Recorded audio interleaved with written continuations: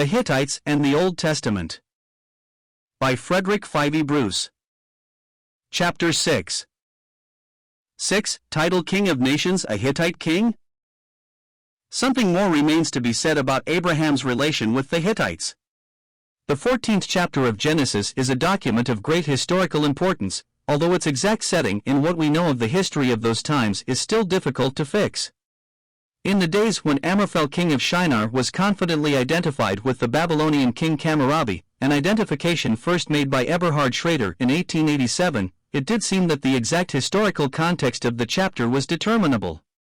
Arioch 34 king of Elasa might then be Rimsin of Larsa, whose name, it was said, might possibly be read Ariochu, and his 4 Kedar-Lamer 35 king of Elam, whose name is undoubtedly Elamite, Ketur Lachemel, servant of the goddess Lachemel, he might be Ketur-Mabuk, king of Elam and father of Rimsin, although others have identified him with Ketur-Nakunti, see point 1625-1610, another Elamite ruler.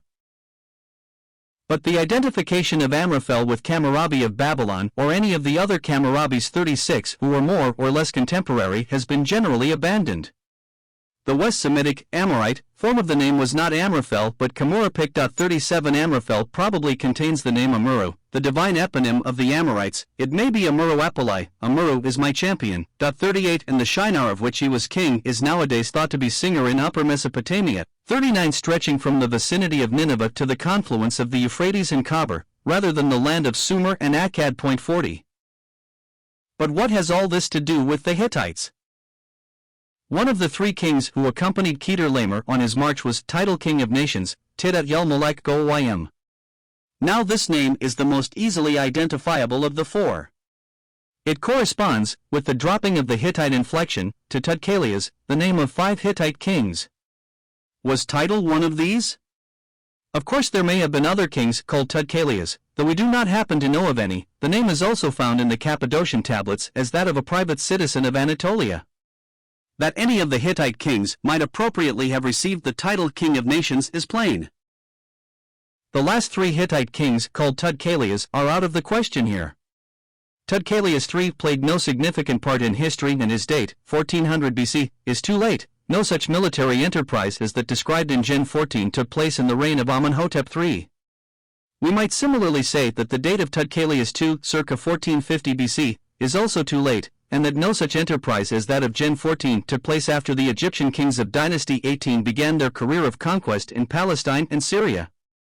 But Franz Boll ably maintained that Tudkalias II was in fact the title of Gen 14 and that Abraham must be dated in the time of the Kassites and of the Egyptian Dynasty 18, Das Zeitalter Abrahams, Leipzig, 1930. In order to do so, however, he had to place the date of Tudkalias II much earlier in Dynasty 18 than is warranted. This Tudkalias begins a new Hittite dynasty, and he ranks as founder of the new Hittite Empire, which lasted from his time till its downfall about 1200.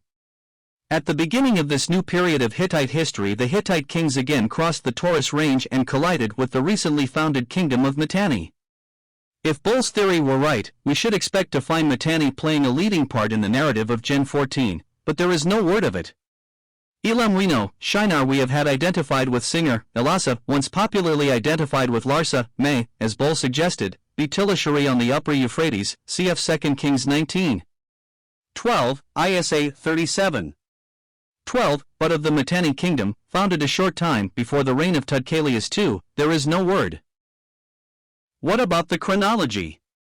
Boll would date Abraham early in Dynasty 18, say between 1550 and 1500, and he regarded the entry into Canaan of Jacob and his family on their return from Paddan Aram as the biblical counterpart of the Kabiru invasions which were going on when the Tel El Amarna correspondence was being written.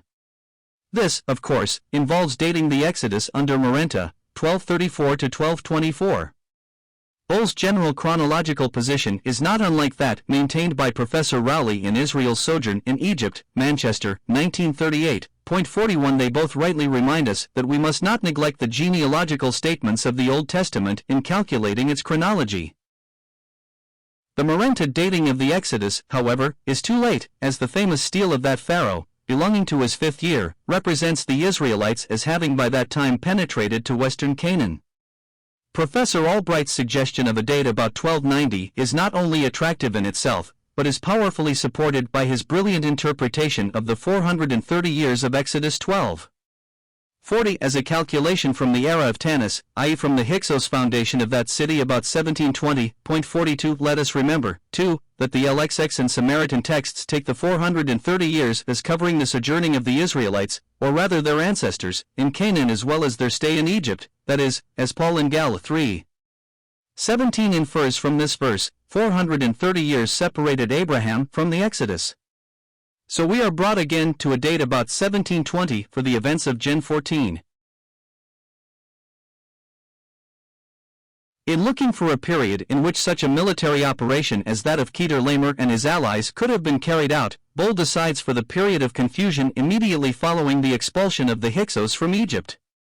The breakdown of the Hyksos Empire would certainly offer an invitation to surrounding nations to come and take their share of the spoils. But in point of fact, the pharaohs of Dynasty 18 lost no time in following the fleeing Hyksos into Asia. Amenhotep I, second king of the dynasty, 1546–1525, conquered Canaan, and Thothmes I, his successor, set up a stele by the Euphrates. There does not really seem to be room or time here for Kedar-Laomer's enterprise. But if we give up the idea of the aftermath of the Hyksos downfall as a setting for Gen 14, we may consider the period preceding the establishment of their domination. And Tudkalias I is naturally thought of at this time. Bull, rather contemptuously, says that anyone who really wants to bring him in can do so, as in that case fancy has free play. But there are reasonable grounds for considering him. Tudkalias I was the great-great-grandfather of Merciless I, who sacked Babylon at the end of the First Babylonian dynasty, in the former half of the 16th century BC. Tudkalias may therefore be dated somewhere in the second half of the 18th century BC. Among those who identify this Tudkalias with title is F. W. Koenig, Geschichte Elems. Leipzig, 1931, pages 27f, who remarks, "The rise of Elamite power stands in the closest relation to the Semitic wave which established the first dynasty of Babylon. To this movement also belongs the rise of the Hittites from Tudkalias I onward, who will in that case be identical with the title of Genesis 14:43. At present, however, all that we can safely say is that the name and date of Tudkalias I of the Hittites coincide closely with those of title King of Nations, but we do not know enough about this Tudkalias to identify them outright.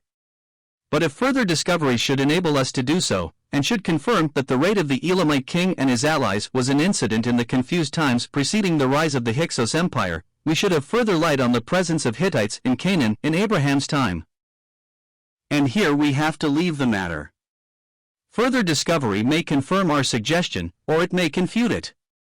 But as we remember how the history of the Hittites was rediscovered, and how the place which for long ages was given to them by the Bible alone was thus so largely vindicated, we may feel that a hypothesis which maintains agreement with further biblical statements about this interesting people is at least more likely to be right than one which involves the rejection of these statements.